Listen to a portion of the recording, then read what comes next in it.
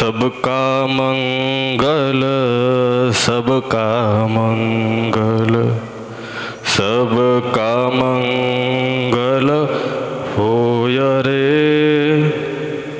जल के थल के और गगन के प्राणी सुखिया होय रे। सबका मंगल, सबका मंगल, सबका मंगल होय रे। उपस्थित सभी धर्म के धम्मगुरु, आप सब जन, आपके सबके प्रति मंगल मैत्री करुणा भाव व्यक्त करता हूँ। आज के ये दिन पर जो कार्यक्रम आयोजित किया हुआ है, मेरे को ज़्यादा हिंदी नहीं समझती, लेकिन अभी तक जो जो मैंने सुना, जो जो मेरे समझ में आ रहा था, वो सब मैंने नोटिस कर रहा था, सब कुछ देख रहा था। मतलब जो जो धर्म में जो जो सिखाया है वो सभी एक जैसा ही है। अभी मैं आप सब लोगों को प्रथमतः एक सवाल पूछूंगा कि मैंने आपको पूछा कि आप कैसे आए, बराबर। कोई बताएगा हमारी प्राइवेट कार है, हम कार से आए। कोई बताएगा नज़दीकी रहता हूँ, पैदल चले आए। कोई बताएगा बस से आए। कोई बताएगा ऑटो लेके आए। लेकिन इसके भी अलावा एक चीज़ है, एक मतलब मराठी में एक गोष्ट आहे की जाने तुम्ही सर्वजण इथं आलात। कोणती असेल ती गोष्ट?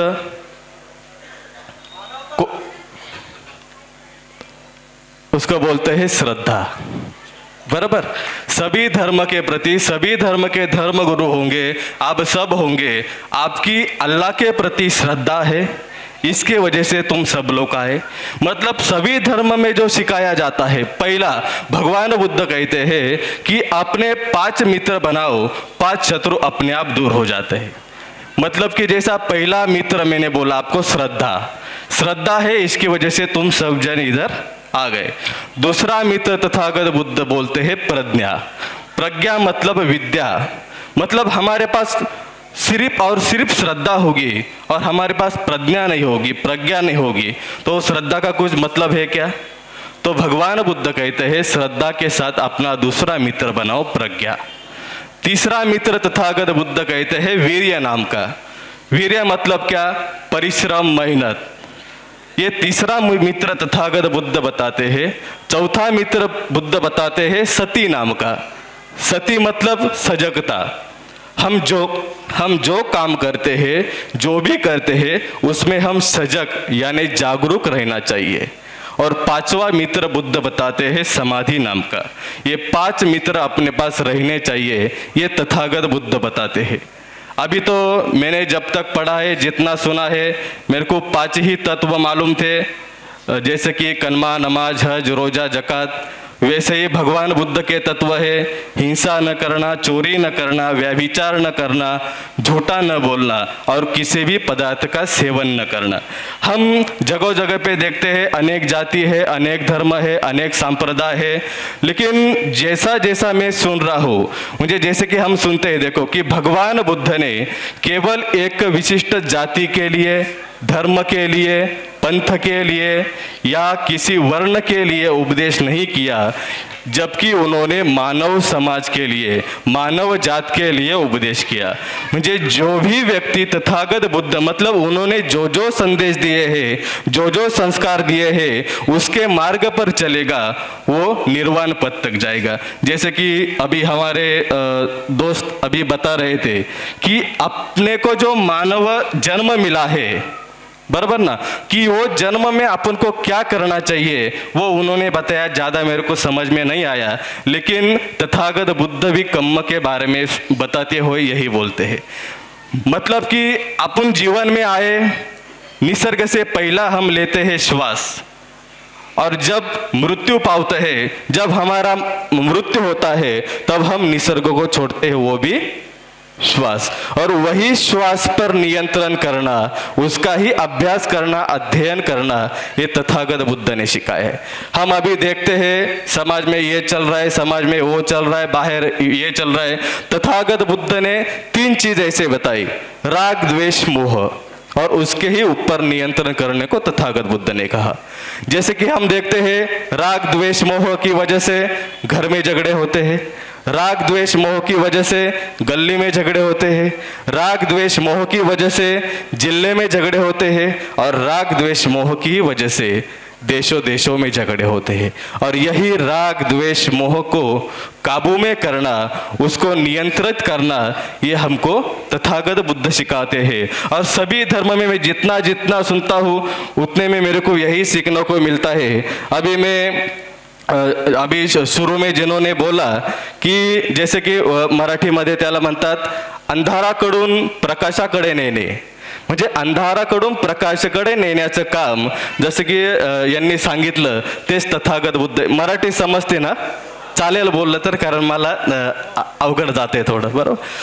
तर म्हणजे जसं त्यांनी सांगितलं की अंधाराकडून प्रकाशाकडे नेण्याचा मार्ग आपल्याला सांगितला, बरोबर? म्हणजे आपल्याला इकडंही ते शिकायला मिळतं, इकडंही ते शिकायला मिळतं, परंतु आपण बऱ्याचदा बघतो आपण खूप सारे प्रयत्न करतो की आपण यांना असं समजावलं पाहिजे, आपण यांना हे सांगितलं पाहिजे, परंतु लोक ऐकत नाहीत। म्हणजे जसं की एक गाव होतं, गावामध्ये 100 माणसं होती, 100 माणसं विहिरीच्या काठावर जाऊन उभी राहिली आणि त्यांनी टॉस केला। तर टॉर्च केल्यानंतर तो शिक्का पाण्यामध्ये जाऊन पडला। तर पाण्यामध्ये पडला, आता छापा की काटा कसं ओळखायचं, सगळ्यांना प्रश्न पडला। तर एका व्यक्तीने काय केलं, त्या पाण्यामध्ये उडी मारली आणि जाऊन तळाला बघितलं तर छापा पडलेला होता। मग तो तळातून वरती आला आणि त्याने 99 लोकांना सांगितलं की म्हणे छापा आहे बरं का, परंतु त्याच्यावर कोणी भरोसा ठेवला नाही। मग तो म्हटलं मग आता यांना समजायचं शिकवायचं तरी कसं? मग तो म्हटला की आपण 50 जणांना पहिल्यांदा पोहायचं शिकू, त्यानंतर त्यांना आपण विहिरीमध्ये घेऊन जाऊ। तर त्याने 50 जणांना पोहायला शिकवलं, पुन्हा विहिरीमध्ये गेला आणि खाली बघितलं की म्हणे छापा आहे बघा, बरोबर? तर 50 लोकांना शिकवलं आणि तो एक 51वा, बरोबर? त्याच्यानंतर पुन्हा 48 जण शिकले, पोहायचं शिकले, खाली गेले, नदीत बघितलं अरे छापा आहे, परंतु राहिला 1 जण। त्याला 99च्या 99 जणांनी सांगितलं की अरे बाबा खाली छापा आहे, परंतु तो विश्वास ठेवायला तयार नाही, कारण तो पोहायचं शिकला नाही। म्हणजे जो माणूस जर पोहायलाही तयार नसेल आणि जर इतर सांगताय तेही ऐकायला तयार नसेल, तर त्या माणसाला तिथंच सोडलेलं कधीही बरं। म्हणजे आपण जसं की सांगतो प्रेमाने आपण जगलं पाहिजे, प्रेमाने वागलं पाहिजे, सगळे धर्मगुरू तेच सांगतात, सगळे धर्म तेच सांगतात, परंतु काही असे की ज्याला आपण सडलेले कांदे म्हणतो, बरोबर ना? तर त्या कांद्यांना आपण कधीही बाहेर टाकलेलं बरं। म्हणजे ज्या ज्या गोष्टी आहेत, ज्या ज्या शिकण्यासारख्या आहेत, ज्या ज्या गोष्टीतून आपल्याला काही ना काही घेण्यासारखं आहे, ते कधीही आपण शिकलं पाहिजे आणि आपला मार्ग पुढे चालला पाहिजे। जसं की मी ऐकता ऐकता मगाशी आता ऐकत होतो जे की यांनी दादांनी सांगितलं की आपण आपल्या परिवारासोबत कसे आहोत, आपण आपल्या मित्रांसोबत कसे आहोत, आपण आपल्या गल्लीमध्ये कसे आहोत। म्हणजे आणि ह्याच प्रकारचं उदाहरण तथागत बुद्ध सांगताना काय म्हणतात की आपण जर आपल्या जीवनामध्ये आपल्याला कोणती संपत्ती कमवायची असेल तर 5 संपत्ती कमवा। त्यामध्ये तथागत बुद्ध सांगतात की पहिल्या प्रकारची संपत्ती ती म्हणजे पारिवारिक संपत्ती। म्हणजे जसं की आपण म्हणतो घराला घरपण असणं, म्हणजे ज्या घरामध्ये आईला आईपण आहे, वडिलांना वडीलपण आहे, भावाला भाऊपण आहे, त्या घराला घरपण असतं। आणि तीच पारिवारिक संपत्ती मला आता वेगळ्या मार्गाने ऐकायला मिळाली। म्हणजे सांगायचं समजायचं तात्पर्य असं की सगळ्या गोष्टी फिरल्या, सगळं आपण समजलो की सगळ्यांचे धर्म मात्र शिकवता तेच, परंतु आता आपण समाजामध्ये वादविवाद बघतो, तेढ बघतो, जातीयतेवरून भांडणं बघतो, परंतु हे माणसाने निर्माण केलेलं आहे, बरोबर ना? आपल्या सगळ्या धर्मांचे श्रेष्ठ, आपल्या सगळ्या धर्मांपैकी जे श्रेष्ठत्व आहे, ज्यांना आपण पूजास्थानी मानतो, ज्यांचा आपण आदर करतो, त्यांची सर्वांची शिकवण एकच आहे.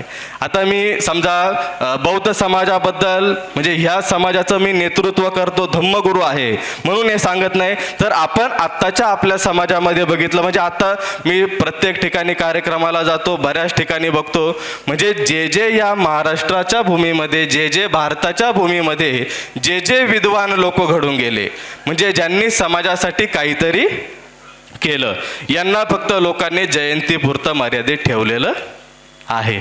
बरोबर ना. जयंती आली की प्रत्येकाला आपले महापुरुष आठवतात. म्हणजे जसं की मी एक थोडक्यात उदाहरण सांगायचो की जयंती आले की बुद्ध आठवतात, जयंती आले की बाबासाहेब आठवतात, परंतु ज्या महापुरुषांनी समाजाला उद्धारण्याचं काम केलं, सुधारण्याचं काम केलं, त्या महापुरुषांना म्हणजे आपल्याला डोक्यामध्ये घ्यायची गरज आहे. परंतु आत्ताचा समाज या महापुरुषांना डोक्यावर घेऊन मिरवत आहे. म्हणून ठिकठिकाणी नको त्या ठिकाणी जातीयतेवरून भांडणं होतात. आपण लाख सगळ्यांना समजतो. आता साने गुरुजींचं वाक्य बघा, खरा तो एकची धर्म जगाला प्रेमर पावे. बरोबर ना. जगाला प्रेम पाहिजे.